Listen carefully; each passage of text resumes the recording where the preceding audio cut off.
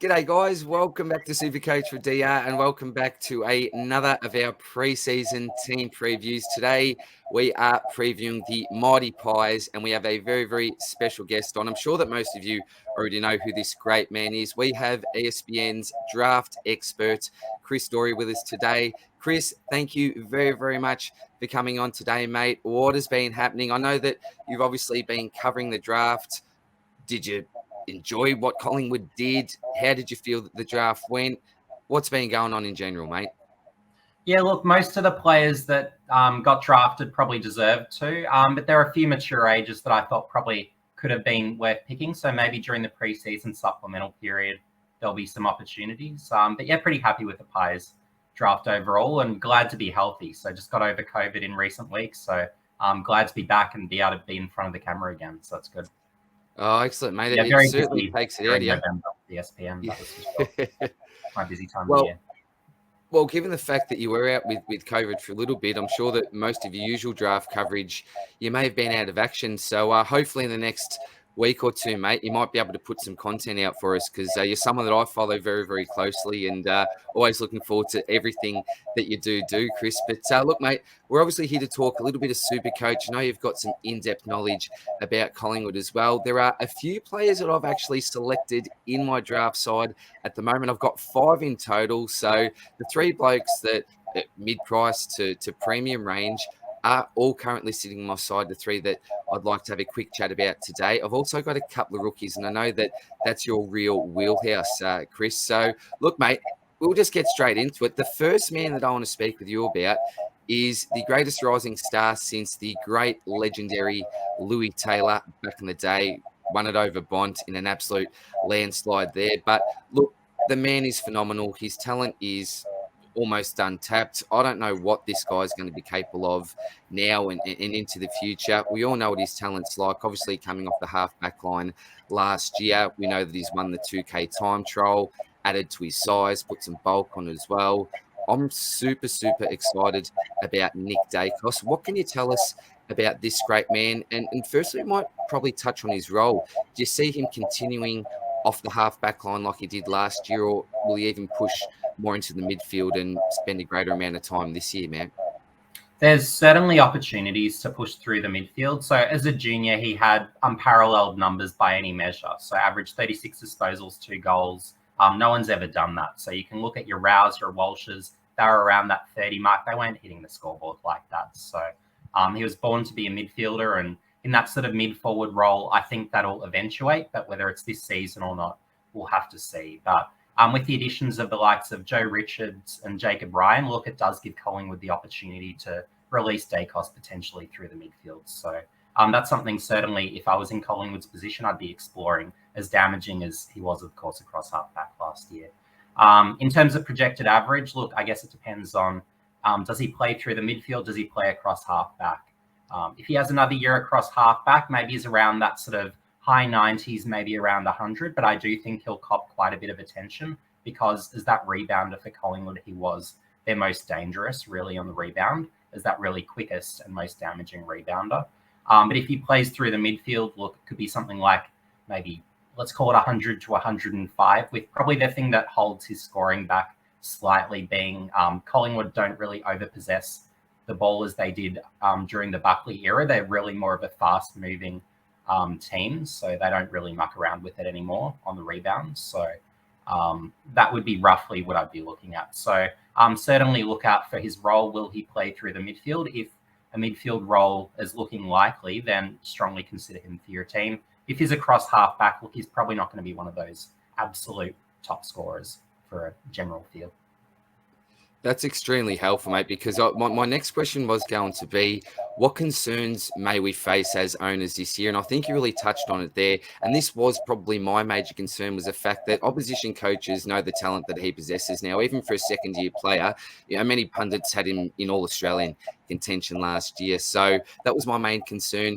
Do you think that opposition coaches obviously put a lot more time and attention into him? We saw players like Finn McGuinness shut down a lot of players, Ryan Clark from Sydney, for example. That did come into fashion, particularly towards the later stages of the year. So at the moment, he's in my side. After that quick discussion, I think I'm really, really going to reassess that pick. Even though he's close to the 500 mark, I think there's a little bit of meat on the bone there.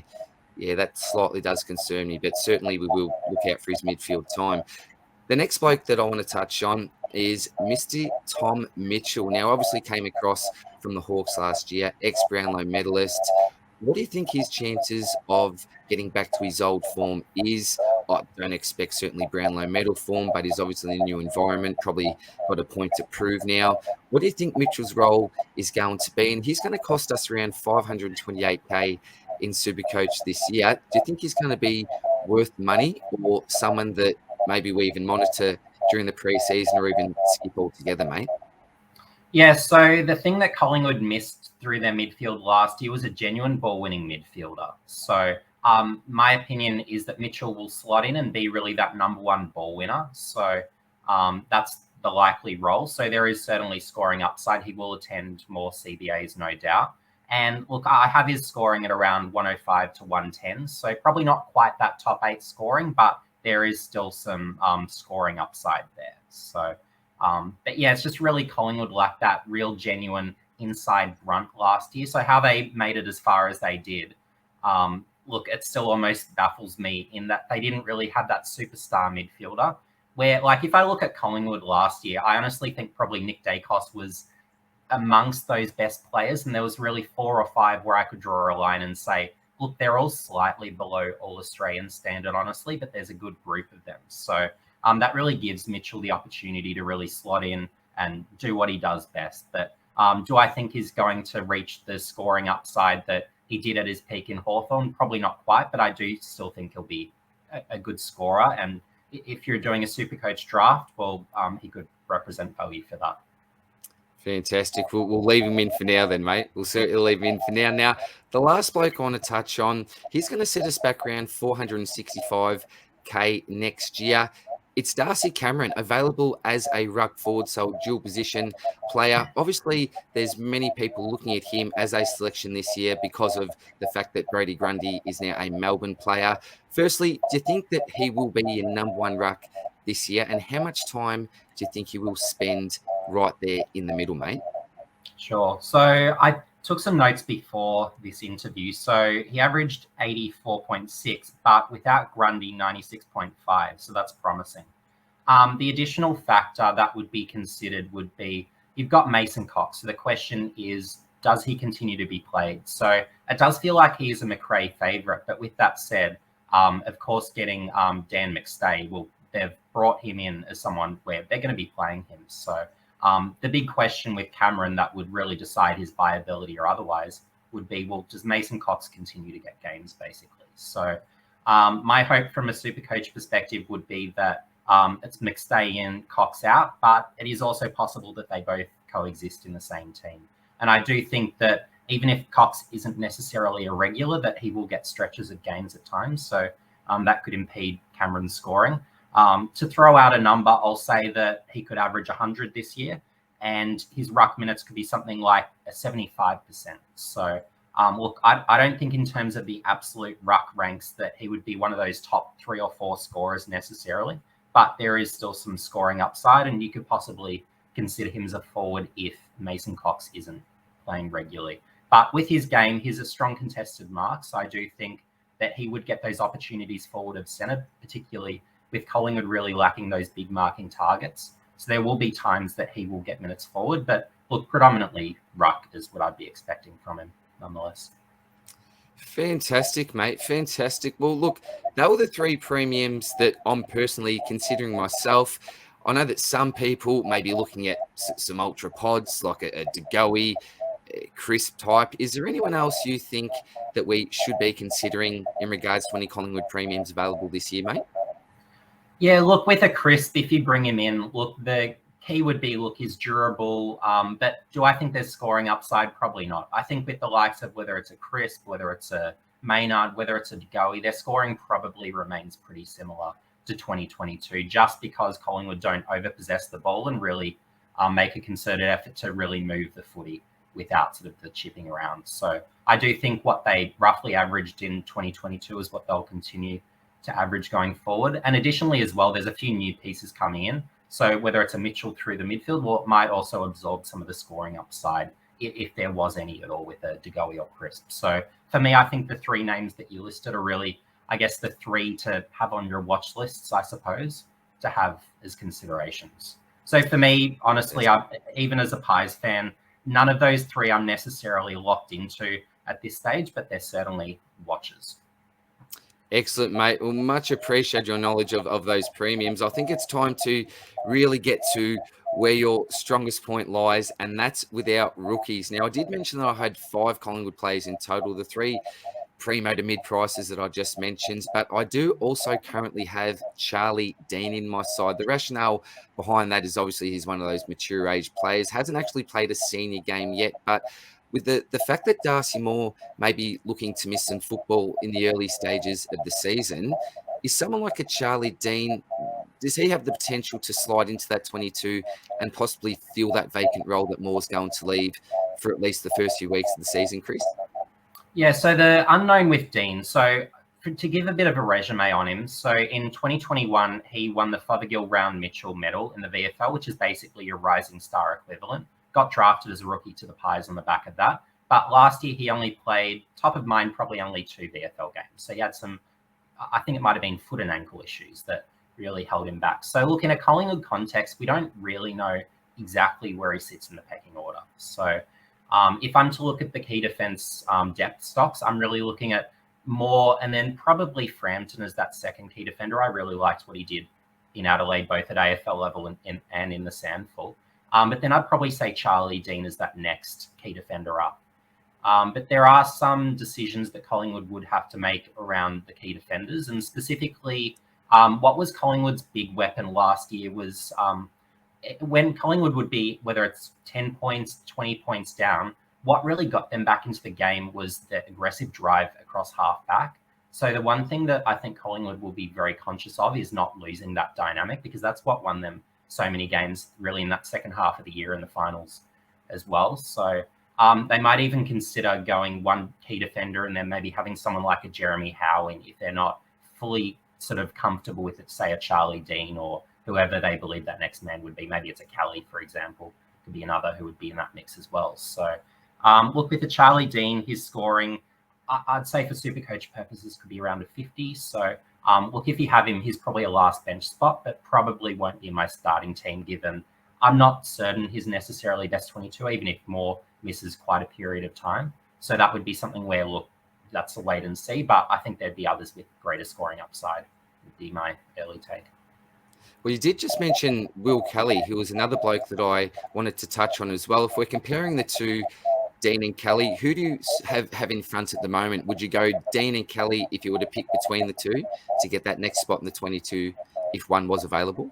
Sure. So if I had to pick between one or the other, I'd go Charlie Dean. I think probably slightly better scoring upside, but additionally with Kelly, I haven't really felt settled with him. Like, he can play either key defense or key forward, so you could put him at either end. But yeah, look, not all that confident in him. So if he played, he might average, let's call it 45 if Dean's a 50. So look, he's probably not someone I'd have in my team. But I do think based on VFL form, given that's mostly what they've been doing, even though Dean wasn't really playing last year, I do think he's slightly the better footballer of the two. So if I had to pick between him, Dean for me. Excellent, mate. Excellent. Now, the last rookie defender that I quickly want to touch on, and you did mention his name before, and that is young Jacob Ryan. So obviously picked him up in the draft this year. I think he might have been your second selection from memory. What can you tell us about him and his potential prospects? Could it be early in the season, mid, late, or maybe not this year for young Jacob? I think he's pretty ready to play, and I think we probably see him this year, maybe even for a stretch of games. So have him on your watch list as someone with potential. For his Sandful under 18 numbers, he averaged 28.4 disposals, 6.8 marks, and that's across half back. So he's a rebounding defender, pretty balanced, can intercept a little bit as well. So look, he's one with the scoring scope and also a pretty ready game where, look, he could play this coming year, depending on possibly if, say, Nick Daicos goes into the midfield, that might open an opportunity, although it could open the opportunity for, say, a Joe Richards first. So consider Ryan to be one of those where, look, he's probably in the mix, and when he is named, consider him strongly for your side would be my tip. But Probably not a round one starter, but I think he'll probably get a stretch at some stage.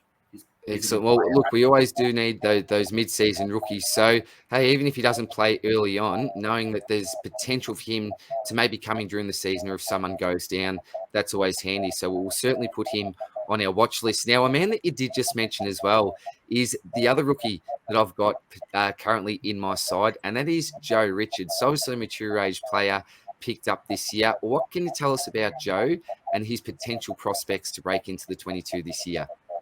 Yeah, so with Joe, it's a funny case of he's one of probably about one or two footballers drafted that I haven't actually seen play in terms of like a full match. So all I'm going off is highlights, but basically his goal at about a 176 is a mature age, so he's pretty ready to go from the reports I've got. But it's really his weapon is his runs. So even though he's played from reports as more of a mid forward, I think probably the run would be best utilized across half back. So let's say Collingwood look to deploy Daicos as a mid this year, which I think would be probably quite a good idea for them.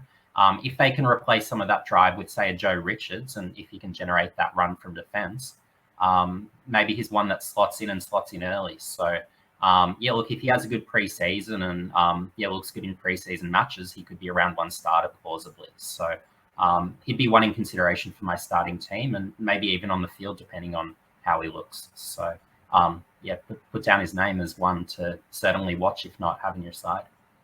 Great. So some pretty positive signs at the moment. That's really good to hear. Now, another bloke, and I think he was your first selection in this year's draft, son of the great Ben Allan. I remember him playing in the 1991 grand final against West Coast. My dad was an old Hawthorn supporter. We've converted him to Brisbane, actually, over the years as well, which is pretty rare to do for a father these days. But what can you tell us about young Ed Allan and his prospects to potentially play this year? I believe he's a bigger-bodied midfielder. What do you think about his chance of actually getting a gig and having an impact at the level? Sure. So he's very much a late bloomer. So in the last couple of years, the reports are that he grew about 20 centimeters and gained 20 kilos. So wow. Absolutely ridiculous stuff. But he's very much an upside long-term type where based on how he was performing last year, like I'm not even sure of his best position. Like, is he really a inside mid? Is he an outside mid? Could he be a key position player? So I do think there's still some of that to explore. But probably the hope at this stage would be that he is a midfielder. But yeah, look, if you're bringing in a Tom Mitchell, if a Nick Daicos is moving to the midfield, it's probably going to be hard to see him play games this year. So he's one where I'd say maybe more so look for future seasons. But I do like the pick for Collingwood, but it's just not an immediate one given he is that much later bloomer who really on performance, I'd say probably isn't even a top 40 pick from last year's draft, maybe even not top 50. But it's just because of that trajectory of extreme rate of improvement that he does project 3-4 years down the line to become a piece where if you can find a best position, that is. So sounds like really exciting, more of a project type player. And look, hopefully he can have an impact at level sooner rather than later. Now, there's one more bloke that I did want to touch on. He's got a famous brother at the Bulldogs. I know that there's been many super coaches. George has been a big fan of this bloke for a while. High hopes of him breaking into the side and having a real impact super coach wise. And that is Finn McRae. What's going on with young Finn? We didn't really see him have much of an impact last year after what I'd call probably a solid first year in the system. What are his prospects going into 2023? And do you have high hopes for Finn like many other super coaches do? Yeah, so look, I guess with bringing in a Mitchell, maybe moving Daicos up the field, look, it will be hard for him to get games, but there might be opportunities. So he's one where he was good in the VFL to get his numbers quickly. So he averaged 23.6 disposals, 0.6 goals. So he was sort of that mid forward, can play a bit inside, can play a bit outside, can play across half forward. So probably for AFL purposes this year, if we see him, it's probably that sort of half forward wing is likely. And for a rough average, look, he could average 60. So he's one where, look, if he maybe plays a couple of games, maybe if he's scored reasonably, then you can bring him in for that third game would be roughly what I'd be looking at him for. But don't think he's necessarily a round one starter, so I probably wouldn't be starting him at this stage, given not only was he not part of the best 22 last year, but Collingwood have also brought in a number of players over the off-season that really almost puts him further back in the depth charts, unless he has just an incredible preseason. So, yeah, look, one to watch and add to your watch list, but yeah, probably not a round one starter unless you see something during the preseason that suggests he should be. Well, it sounds like really exciting times for Collingwood supporters, given the fact that some of the blokes we have mentioned, rookies in particular, we're not quite sure if they're going to break their way into the 22, possibly when that's going to be. So competition for spots is always healthy, I think. And if you can replicate most of what you did last year, then I think you've got a really good opportunity to make an impact this year. What are your expectations from Collingwood as a side this year? Is it top 4? Would you be looking to take that next step? Prelim, grand final? Do you think maybe Collingwood overachieved last year? From a fan's perspective, what are your expectations for the team as a whole this year, mate? Yeah, I'm incredibly objective. So, look, if they make top 4 again, I would be absolutely thrilled. But really, I guess the pass mark would be top 8 for me this year. Where, look, if they can even just be a top 8 team, I think it's really going to be a competitive top 8. Where up the top end, I've got Brisbane as an early premiership tip, so you'll be happy to hear that. But then you've got the likes of Geelong. You've got Melbourne will probably be competitive again. I think Lockie Hunter's a great get for them. Brodie Grundy, we'll have to see how that works with Gone. I've got some skepticism around that. But you've got Richmond, who now have a midfield. A number of other teams will be on the rise. So, yeah, look, I probably have Collingwood sort of just making the 8 at this stage for a realistic look at where they're probably going to slot in. But yeah, the thing that I guess they'll have to be weary of not losing is they need to retain that really run and drive that really won them games last year. So the thing to watch will be not being too tall at either end. So, mate, that has been an absolutely fantastic analysis, mate. I know that you're a busy man, and I've also got to play a SuperCoach, a basketball grand final today, mate. So time to get into the stretches for me. But look, we know that you're obviously on YouTube as well, one of the best channels that you will find out there, particularly with your draft content. Have you got any plans over the next couple of weeks to put out any content at all, Chris? Because I know that a lot of the people that are watching this video would be pretty keen to find out what any future plans that you may have are, mate. Yeah, look, I don't have any fixed plans, but I do hope over the coming weeks to produce some content. So yeah, AFL Draft Expert on YouTube. So I might even think of something after this to film. So, but yeah, over the coming weeks and over the preseason, I will be producing mostly draft content. There might be a bit of SuperCoach and AFL fantasy content in there for those that are obviously your SuperCoach fans. So get behind me if you're into that. But yeah, I do hope to get active again over the preseason because it is that one time where I'm not flogging myself with 10 to 12 games a week between juniors, AFL, state leagues. So it is the one time I've actually got time to produce videos. So yeah, it's my good opportunity to churn some content out, even if people are away on holidays. I don't really mind.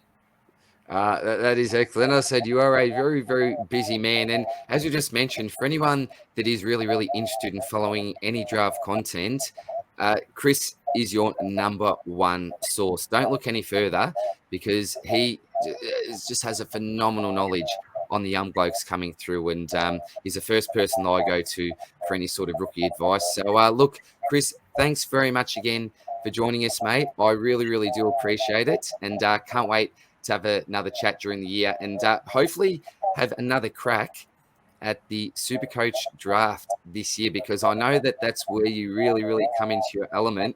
You gave us all a flogging last year, so I'm looking to possibly adopt a bit of a different tactic, and maybe that could be an idea for some future content as well. We know how good you are with the SuperCoach draft. You left all of us behind, you know, George, Ben, Spills, some of the great super coaches out there, Eno, the great man as well. So maybe that's something that you could produce for us before the season starts at some stage, because yeah, I really need to up my game, and yeah, I'm starting a little bit earlier with the draft version rather than the classic version this year. So hopefully we can give you all a little bit more competition in the YouTubers annual draft as well, Chris.